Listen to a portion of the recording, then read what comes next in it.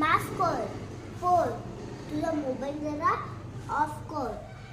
आई, माफ कर. फोन, तुझा मोबाईल जरा ऑफ कर.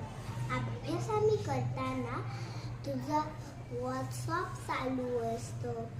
रोज नवीन स्टेटस तुझ्या मोबाईलवरती दिसतो.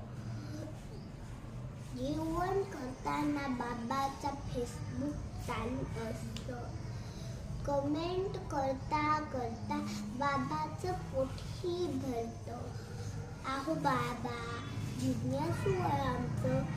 प्रत्येक गोष्ट जाणून घेणं हेच काम आमचं. मग दिवसभर जे तुमच्या हातात दिसतं तेच आमच्या डोक्यात बसतं.